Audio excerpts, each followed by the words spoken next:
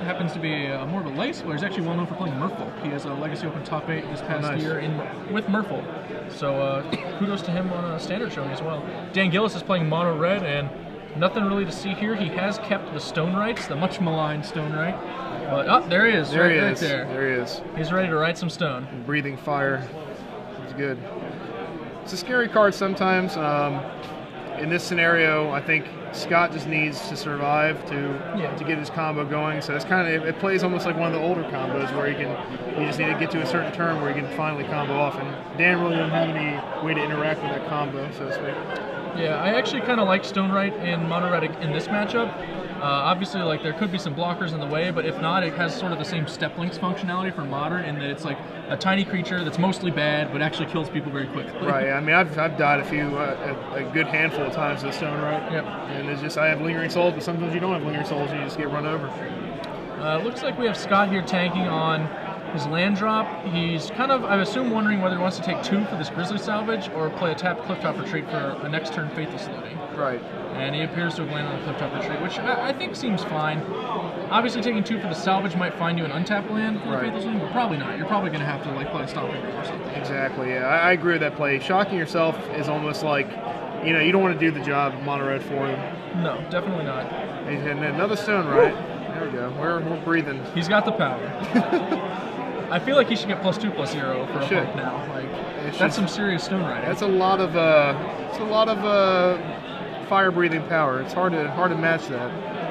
Scott's going to go ahead and try and set up a pretty this is going to be a good turn. Pretty big turn, yeah. He's going to try and fill the graveyard with a Faithless Looting and a Grizzly Salvage. He should have a red floating with this, so he'll be able to Faithless Looting, like you said, after this, and it's going to be, it's going to get real nasty. He has an Undercity Informer in his hand, I know for sure. Does he have an Angel or a Rights? I see. I think the Angel and Rights in there. I think he has both. Well, the problem is he can't discard all 3. No. He needs to find a way to get all of them out of here. All right, so he took going to go ahead and cast the Faithless Looting. He drew another Angel, it looks like. If he had the Rights, I feel like he probably just has to discard Angel Rights here. Yeah. Yeah, he has it. Yeah, I see. But he doesn't have a land, I think. Nope. And that's going to be a problem because you assume with that Grizzly Salvage you could be able to hit a land, and he saw no land in those cards, so he's going to have to be pretty fortunate here and get one. It's actually very reminiscent of how Brian Braun lost the finals of the Atlanta Standard Open. He kept, one of those like double draw hands. And I saw it on Twitter. Yeah, I saw on Twitter. He described it in painstaking detail. Felt bad for him. On the upside, he's not under incredible pressure. His Emissary is going to either eat a Stone Right here or eat a Burn Spell. Either one of those is a great trade. Right. This is not a great start for Mono Red. I mean, one Stone Right's okay. You never want 2. You want to have a slightly better drop on turn 2 than that. And Azel would have been a lot better there, obviously. So Scott might get the turn he actually needs here. And next turn, he's got that Emissary. He can go Emissary into a Faithless Looting, go ahead and probably find the land, fingers crossed. Yeah. But at a minimum, also fill up the graveyard so that he's just comboing off on the spot. Right. I think he's 1 turn away after next turn, so 2 turns from winning the game here. He doesn't even attack with the Stone Rights, and that's it's understandable because he's not going to get anywhere with them. Yep. You'll have to waste mana and pump it into the Emissary. So Scott found his land. He can go to 14 to get a pretty good board, but not a combo. Right. Do you do it or do you Faithless Looting? Like, you're not under a lot of pressure here. I think it's fine to wait, right? Yeah, 16 life, I would Faithless Looting, 100%. It's a guaranteed win rather than, an iffy win. Ostensibly, Dan might be able to hold open a Searing Spear or something like that to kind of juke you, but... Oh, he's going to wait. He's not going to do the Faithless Looting. He's just going to do it this way. He's going to make the board impenetrable here.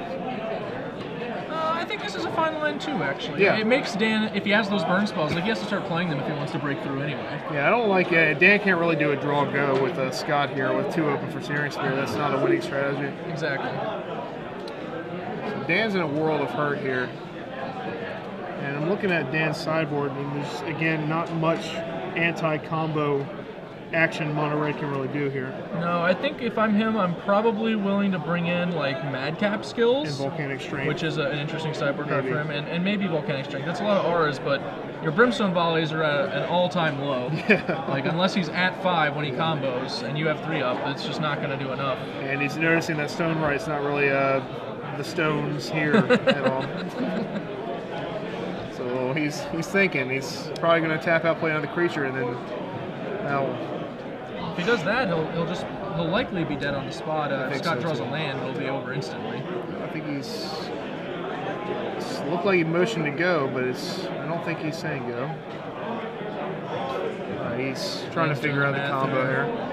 He's concerned about the wrong one, I think. Right. Now that's not the card you need to look at. Obviously, more Barrentine is sweet and all, but once that Informer's in the graveyard, Scott can actually create an infinite loop by returning Angel of Glory's Rise to play with Unbarrow Rights, targeting it with the Fiend Hunter that it in turn brings back, while using the mana from Burning Tree Emissary and to fuel an Undercity Informer, sacrificing his other guys, including the Fiend Hunter, which will return the Angel to play and wash, rinse, repeat for those of you at home.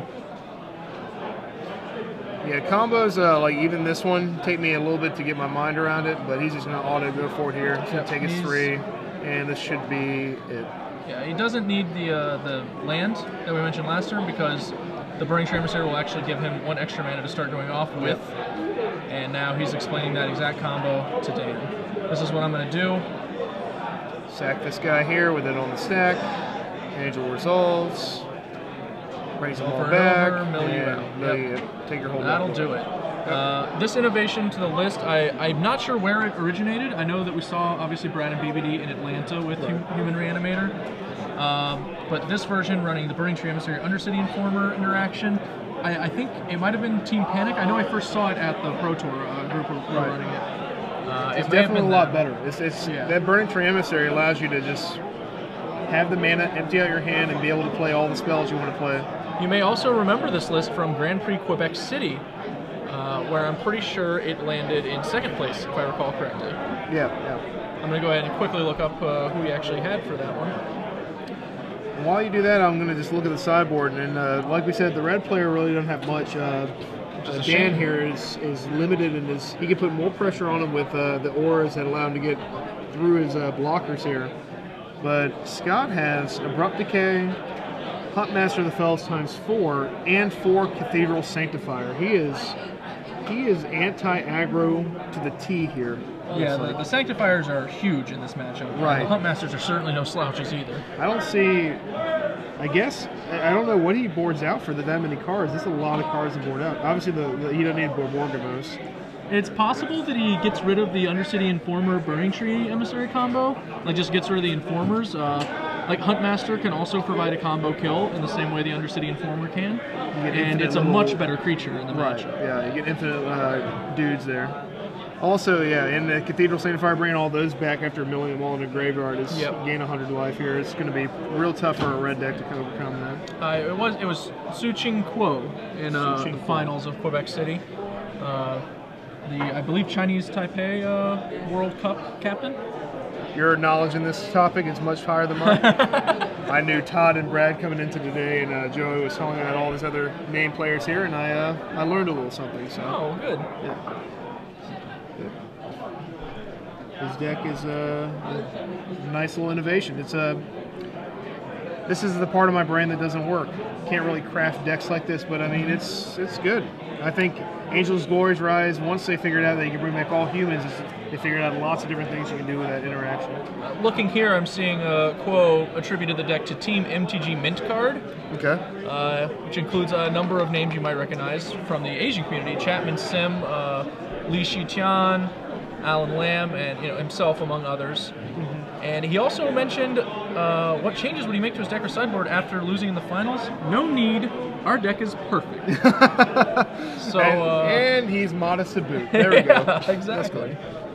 A little modesty goes a long way. Good to know. I'm curious if Scott decided to disagree with Kuo. I'm going to Kuo's deck list now, and it appears he did. Borborygmos not in that deck. Huntmaster was in the main for Kuo, so he's switched a few things up for sure. Yeah, I don't think you need the enraged fella. I think it's. I mean, he probably has reasons why he's playing it, but I think if that's your goal to bring him back, then your other cards really don't interact with it as well. I don't think you need it. I think your 4/4/4/4/4/4 package of creatures is enough to get your one of each that you need in the graveyard.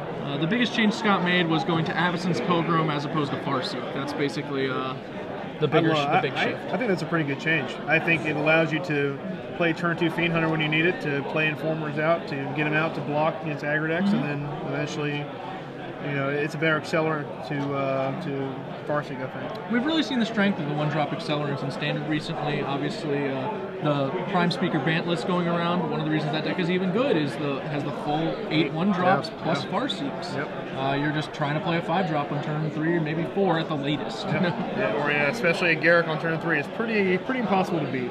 That's the one of the not the Relentless variety, the Primal Hunter. Primal Hunter, yeah.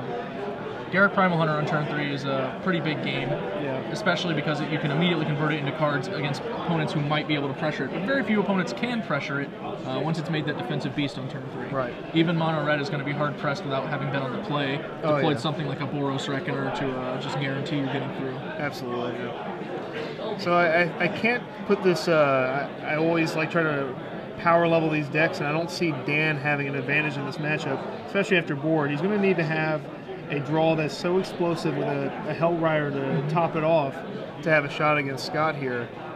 This Magic, anything can happen, but I think Scott's going to have to go down a couple cards here to make it happen. I think Dan might be a slight favorite in game 1s, especially if he can get on the play. But his hand was pretty anemic in that game, and Scott was able to get one, and taking one of the sideboarded games should be pretty easy for Scott. He has such a sideboard for this matchup, and almost all his cards gain life. Almost, and we know how good life gain is in this format. It's just, think about how long the Thraxos Mirrors were even before the last set came out, and now with Sphinx of Revelation everywhere, it's one of the best abilities in Magic. We've got one of those Sanctifiers in that hand. I see Cathedral Sanctuary, Grizzly Salvage. So some black cards, probably some Informers. I think I see one. Yeah, that's an Informer. Okay, so he did keep in at least some of those. Right. But otherwise his hand is not very good. A bunch of lands. If that Grizzly Salvage isn't awesome, then he might be in trouble.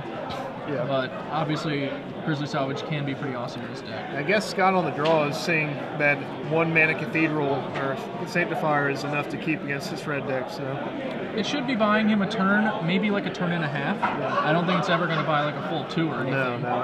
Unless Dan left in these Stone Rides, which I don't think he did, at least on the full 4 of them. No, I'm actually not that excited by Scott's hand, even though it has like a bit of a 1-2-3. I think it's like a fine keep, but not an exciting one. Exactly. He's still missing a lot of pieces, and he doesn't have. You have to assume he has 4 Huntmaster. I'd like to see one of those in the opening hand.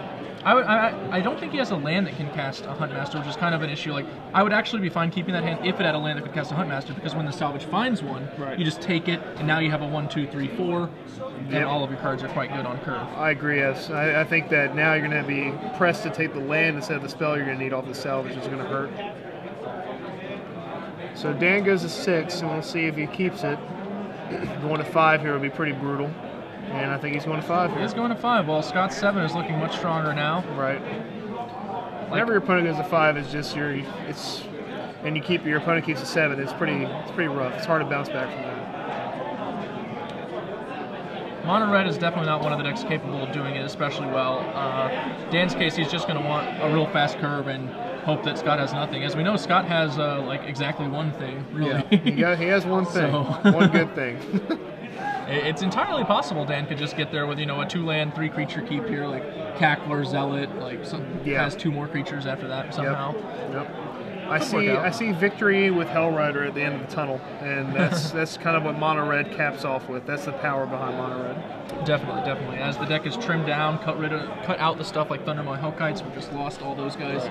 Now Hell Rider's the top of the curve, or if you're running, like I know the Team Panic red list from the Pro Tour, they topped out at Boros Reckoner. They just went to 18 lands and got rid of that 4-drop. Even a lot of the Naya Blitz decks, you see it. They cut Hell Rider. It's just gone, and their top is Boros Reckoner, like you said. You just want to focus on the early stuff.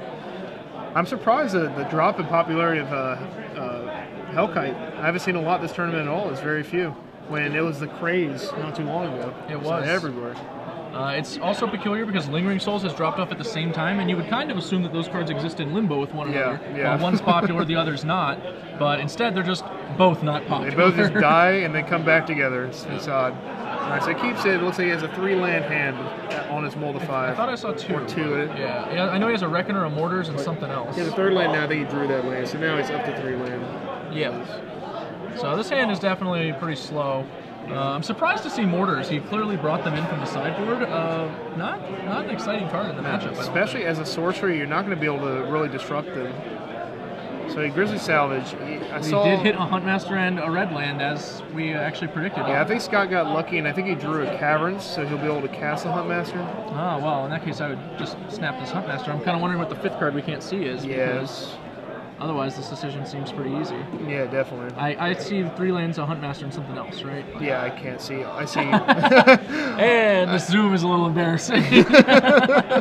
I see shiny things. So he's going to take something shiny here. I think, yeah, it's definitely the Huntmaster. Unless that 5th card is... Oh, it's a Cathedral Sanctifier, not a land. Okay. Took the Stomping Ground. He has a Cavern, so... Does he for sure have a Cavern? Yeah, I'm pretty sure. Let me see when he goes through here. When he flips through his hand, I'm pretty sure the card right behind it is Caverns. The last card there? He did draw a Cavern. That's really peculiar that he took... Oh, he has a Faithless Looting. Okay. We may have misseen something then. Yeah. Or no, he's had 2 draw steps. Those were draw steps. Faithless Looting, Cavern. Okay. So yeah, those affected his choice significantly. Obviously, Faithless Looting's the most powerful card in his deck, just in an objective sense. Right. And on a mold of 5, Fiend Hunter against Boris Reckoner is a dagger to the chest there. That Mortars is at least going to come in handy. Yep, there we go. He knew. He next leveled us there. He's going to kill the Fiend Hunter, get his guy back, unless he has a Hell Rider, which he does. Yep. And he'll attack with Hell Rider. Getting the threat on the board, obviously, significantly better. Right. This, especially when he knows Scott has taken a Stomping Ground. I think he can kind of assume that a Faithless Looting might be forthcoming, or another Huntmaster, one of the two, and Hell Rider's better against both. Right. And like we talked about, the Sanctifier is going to definitely buy some time here. I drew a Burning Tree Emissary, so he's going to be able to play the Burning Tree Emissary, play a Sanctifier, but I don't see him having... He doesn't have the Angel yet. No, I think I just Emissary Informer this turn. Yeah, you can do that too, It's not intimidating, but it's, you know, you got a bunch of creatures on the board. Right. Now you can threaten to double block Hell Rider. Even if he has a burn spell, it's not that bad a deal. Because your guys are expendable, definitely. Yeah. Going into attrition mode against an opponent on a mulligan is great because you have more cards than they do. Absolutely. Yeah. It's good to have an attrition war when you have more bullets in your gun. That's definitely the case.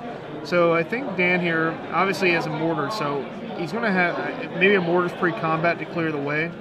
I don't know. I think you can mortars here. There may, depending on his other cards, also be some merit to sitting and sandbagging if there isn't an Burial Rites in the graveyard, which I don't think there is. An overloaded mortars. If he has a 5th land, I think you definitely wait. If he doesn't, then he needs some other, at least some pressure here. Right. Because a go here is just not acceptable. I think he's debating the merits between holding on the mortars or casting it now. It looks like he has another Reckoner. I think I might be inclined to just play a Reckoner and hope for a better attack next turn. I would also play it. Problem is Scott's board. He knows that Scott's just going to keep increasing the amount of threats on his board. So it's going to be hard to get through regardless. Dan's kind of in a pickle. He might need the mortars as his only way to get through that army. Undercity Informer is obviously very threatening from the Reanimator deck because it can also target Scott, filling his graveyard, getting him to that combo, which could kill Dan on the spot next turn. So it's a very realistic possibility. Scott just, mills 2 cards off the top and their Angel Barrel Rites, and the game's over on the spot. I've seen less crazy things. So he has a Brimstone Volley. So he had the trick that we talked about, and he didn't need to waste the mortars here. Here comes a Fiend Hunter again, I think, on the Hell Rider, and he doesn't have a 3rd white here. Oh, he does have a Cavern Soul, so he can play both the Fiend Hunter and the Core Sanctifier here. Yep. Or Cathedral Sanctifier, excuse me. Oh, you can hold the Caverns. Again, we're just kind of waiting to see how Scott draws. It really depends on that. Yeah, I think that Dan's probably going to shift to that Mortars plan now. If he does, I think he does it. Yeah, he has a Reckoner, so probably just play the Reckoner pass. Oh, well, Ash Zealot's actually not a bad one to play here either. You can't attack with it, obviously. But he knows he's going to flashback Faithless Looting next turn. So. Exactly. It shuts that off. Yeah. He can do that. Yeah. Price. Yeah, he can definitely play that, and he can also, he can play that, kill the Fiend Hunter, get Hell Rider back, attack with both. Make a good attack? Yeah, I think that's actually a better line, too. Yeah, let's go ahead and see if he goes through with this series. I think you're right. That's what he's going to go for. Yeah, because I don't think Scott shouldn't have attacked with his Fiend Hunter there, because he's not going to kill him with damage. Right, it was pretty loose value, and now he's taken a bundle as a result of that minor greed. Yeah. He took 4 that turn, falls to 12. He's going to go to 9 here when he flies that looting. Yep. He's going straight there. And Dan actually has a lot of draws that can win the game if Scott doesn't get there himself. Ooh, don't think he pointed it out. We'll have to see for the life total update. Yeah, if Dan missed this damage. He did not say. I know he didn't motion with his hand, so it had to be verbal. Yeah, we'll have to get a confirmation there. Now, the new rules, he has until there's a change in phase, or a change in where it cannot be corrected. Is that the new rules? Well, we'll see where this Cathedral Sanctifier puts him, and I think that'll go. I'm not all that up on it. I'm not sure how life total changes are compared to the invisible triggers. Right. I think you have until the next phase, next pass in priority. You don't have to do it immediately, but it can be within the same genre of time. Now he's trying to say he took 3. Okay, so this might be too late. We'll find out. It's possible that they notice their life pads are different at this stage, and that's what the discussion is. Like Scott's like, I'm at 15, and Dan's like, no, you're at 12. Right. Like, yeah. Which, if he wrote it down on his pad, it would probably be enough to uphold it, because that indicates an awareness of the trigger. Right. If Dan wrote it down, it definitely holds for his favor there. So we don't know his life total yet. Yeah, we're gonna have to get confirmation on that life total. Assume he's at 12 currently. 10 after this attack. Oh, so yeah, they did take the 3 away from him. So he's back down to 7, looks like, after taking the Ash Zealot or blocking the Ash Zealot and taking the Hell Rider. Yeah, note that Scott held on to Unburial Rights. He's casting it for value this time around. For Huntmaster here, I'm assuming. Interesting how he didn't block with the Cathedral Sanctifier. I guess he's going to wait for a double block that's favorable for him. Yeah, I think he's hoping to set up Wolf Token Sanctifier so that he doesn't have to give away the Fiend Hunter. Yeah, and that's reasonable. So Scott is out of cards. He has Unburial Rights in the yard, but Azazel is keeping that kind of hush-hush right now. He only has I think he only has a Undercity Informer in the yard that he can get back. Yeah, Dan drew a mountain. He's going to cast his Boros Reckoner this turn, I think. Oh, he has another spell still. He still has the Mortars? He used the Mortars. He might have drawn another one. Yeah, if we have 2, then that's actually a pretty big game now. Yeah. So, can't really see the card in his hand. I think it's a burn spell. Yeah. It's a red spell. It's not a creature.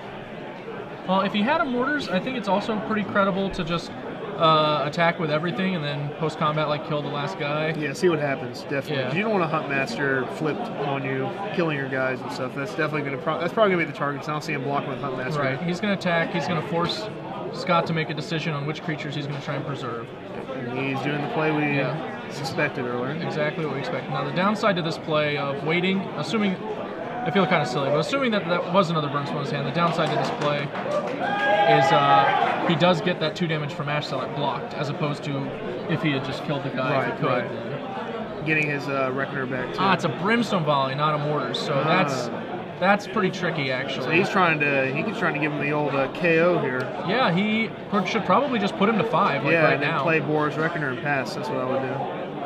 No, I mean he put him to 7 with the thing and deal 5 with Brimstone Volley, put him to whatever. No, okay. Oh, I see what you're saying. So then he can't even use. Yeah, then he can't flashback the Unburial Rights. He can't do much of anything. Well, if he drew a blank here, because the Ash Zealot's about to die. Actually, come to think of it, actually, let's see. Upkeep he might be able to. I think he can respond to the Huntmaster. He can kill the Huntmaster before it becomes a Ravager, but I don't think he wants to here. No. I think he just wants to attack. I think he's because that's lethal. This is lethal, because no matter how Scott can do. No, if he blocks with Fiend Hunter, he lives, but that's not a good block at all. Okay, well this worked out for sure. Yeah. I think exactly what we talked about happened. Scott kept a hand that didn't have any of the pieces he needed. He didn't draw well, and like you said, that kind of keep is going to be that could punish you in the end. Yeah, he's going to attack, and Scott is darned if he does, darned if he doesn't really here. The only block he has that will keep him alive is blocking with Fiend Hunter. Yeah, and I'm sure Scott is not expecting a Brimstone Volley number 2 here. So I think he's going to block. I think he's going to take the 3, go to 4. I guess and then he's going to get Brimstone Volley because of the Morbid from earlier in the turn. Yep. The Brimstone Volley is. Oh, I think we forgot. You forgot about the Morbid. Oh, the Ash Zealot and Upkeep turned on our Morbid for Brimstone Volley. We had this just We had him dead to rights. Yep, this game should be over, but we'll see if it remains over here. That's a tricky interaction. To be fair, Morbid can be a difficult thing to remember. Especially during the upkeep, you don't think about it. Looks like he's going for an Barrow rights. I assume targeting a Cathedral Sanctifier. Man, if Scott pulls back into this game, Dan's just going to be kicking himself. Oh, Fiend Hunter. That's actually a lot worse. Well, he still has... I don't even know. I guess you have to get the Reckoner off the board just so you can, live. Right, yeah. I like his... Oh, yeah? No, he's just saying, I'm going to inset this, untap, and do this. Scott feels real bad. I'm sure he was dead to turn that turn. He's like, I was already dead to the first one, but the second one does it too. Okay. All right, well, Dan wins on a mold of 5. Yeah, exciting game. Yeah, and that's magic for you. I think, again, like you said, if you're a combo player and you keep these hands that have no action in them besides one Grizzly Salvage, and then you have a fistful of land, you can end up just dead to rights there. We definitely saw exactly what having that slight color shortage did to the stomp. Like, you had to keep the Stomping Ground. Right. That's Grizzly Salvage. That's one less Huntmaster he got to cast over the course of the game. Right. I think if he gives up on the Faithless Looting and goes for the Huntmaster, maybe that's like a completely different game. For sure, that Hellrider wouldn't have gone around unchecked as long as it did. Right. And the one attack with the Fiend Hunter there is what caused him to be at such a low life in the first place. That's true. He could have been above. Well, he would have died to the second Brimstone Volley, but the first one would have killed him because he would have been at least at 6 because he would have been able to block the ass out with the Fiend Hunter. I agree. The point of damage just didn't seem worth it at that stage. I think that it's possible Scott would shift to a beatdown role in that game, but at that point in the game, it wasn't clear. You definitely have to wait. The risks associated are pretty high, especially with Ash Zealot just being like a known quantity. Right. You have to be aware of that guy. Lightning Mauler also potentially. How many haste creatures does Red have? It's too dangerous to do. I mean, he doesn't see his deck list, but we're looking at his deck list, and his lands are 22 mountains, and if your lands are 22 mountains, you're playing haste creatures almost religiously. Well, that's landism right there, Shaheen. That is being a landist. No, I have respect for 22 mountain decks. I mean, I would never do it, but more power to those people. Yeah, they want to burn you to death, so you got to respect them, right? We talked about how fun it is, and like we talked about, I like playing control, but most people don't like playing control. It's not a fun thing to play. It's not a fun thing to play against for a lot of people. And these are the decks that people have a good time playing. They get to finish their match early, go get some dinner, go get some lunch. There are definite values to that. One of the other values to control decks I've discovered lately, though, streaming online, if you play these aggro decks, you've got all this time to fill between matches. That's true. That's hard content to fill. That is. You know what I do? You play a nice control deck. I tell the streamers, I'm like, I'll be right back. I'm going to go watch some It's Always Sunny or something. So I leave and go watch. So then I come back, I'm like, all right, ready for the next round. And I lose a few viewers. Yeah, like a few hundred. Yeah. And they're like, oh, where'd everyone go? Okay.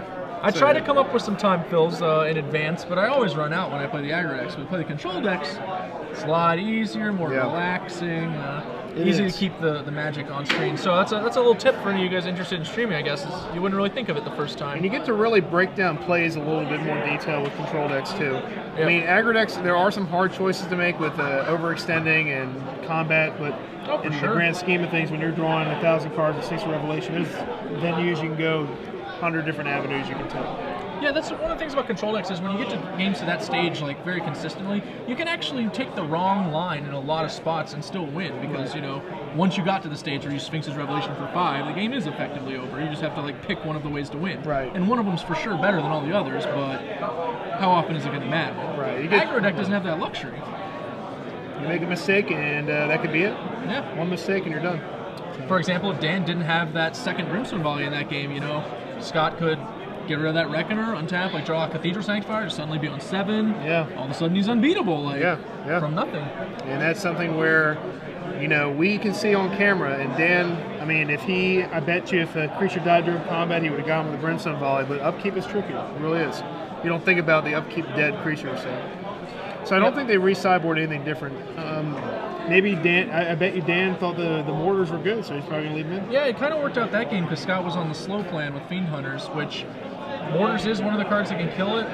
Pillar Flame is not exciting in this matchup, so I assume he made that kind of switch. I could see losing the pillars for Mizium Mortars and Madcap skills. How about Skullcrack? Maybe with all the Sanctifiers they saw? And I think he might bring in some Skullcracks now, but I don't know how good they actually are. Right, me neither, but it seems like a kind of a reaction to when your opponent gains life, you're bringing Skullcrack.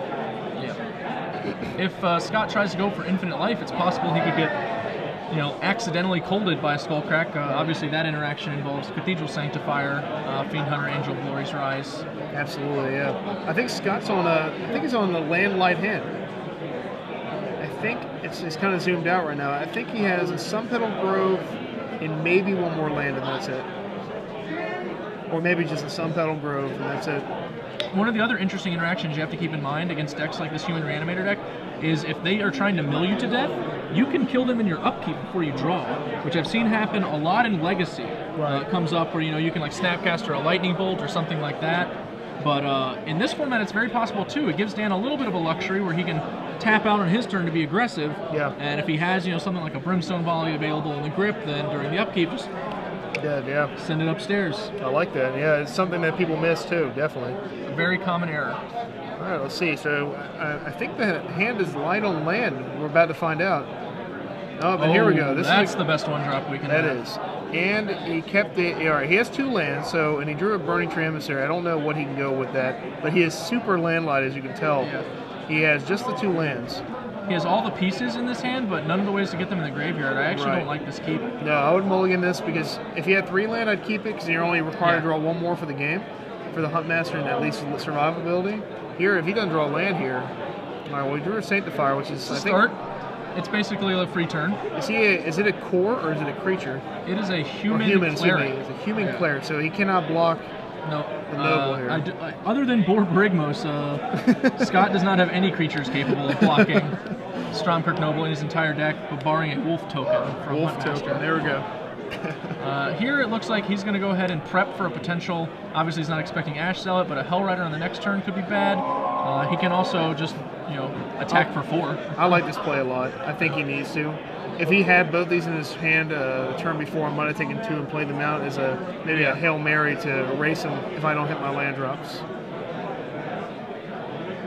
All right, Ash Zealot is held off. Wow, he must have drawn that this turn, of course, as Dan passed. Scott, again, is just not drawing the land, and we're about to see if he doesn't draw any land here, he's going to be scraping for a victory. If he can find a white source in short order and get that Noble off the board, at least for a little while, he'll probably be able to take control. But Dan's hand still has like 4 spells in it, so... Yeah, this is not looking good, and it's not, it's one of those... Any deck you play, keeping the 2 land, if you're not a super aggressive deck, is nearly always a 50-50 gamble there. Sure, if you draw a 3rd land, you're made in the shade, but if you don't, it's hard to play Magic. I personally like to play Magic, so I like to walk in this hand. Big fan of playing Magic? Yeah, I find it embarrassing when I can't cast my spells, so... I see a Brimstone Volley, a Hellrider. You might have 2 Hellriders. In that case, this game can get really exciting really fast. If he has 2 Hellriders... If he has 2, I think I just play a Hellrider and just send the Stromkirk Noble, actually. Yeah, definitely. It's just another damage. I mean, it's another counter. Because you get a bunch more damage on the next turn, if that's how you run it. Oh, man. Yeah, I think you're right. Do you see a second? Yeah, I think we just send the Noble in. Get our 4 damage, put him to 16. Oh, no, yeah, he's going to lose his Hellrider here. I don't like that at all. I haven't done the math on it, so it's possible that this is a better line. He is going to lose the Hellrider, though. I think he should. Yeah, so he's going to lose the Hellrider, but it only trades with the Burning Tree Emissary. And if he has a second Hellrider, it's guaranteed more damage next turn. That's the issue I have with this line, is that you're going to lose the second Hellrider, too. Because now he has lethal blocks for that particular guy. Right. But it's possible it won't matter. Oh, I think he just drew a 3rd one. Jeez. That'll probably just be enough to nail this game down. Like we said earlier, Hellrider's the key to victory for this deck. Pillar Flame, he kept those in too. Well, with a Pillar in his hand, this attack makes much more sense. I can't see... that's what we call a boatload of damage in the business. I can't even count that high, to be honest, so I'm just going to assume this. Well, you're not used to dealing that much. This puts Scott to 1 if he doesn't block. I believe it'll put him to 4 if he does. I could be wrong, but that leaves him basically drawing dead. Dan basically played a combo deck here. He comboed 6 spells with his opponent's face. Yeah. In my mind, it's a combo deck. I think it was infinite damage, if I calculate correctly.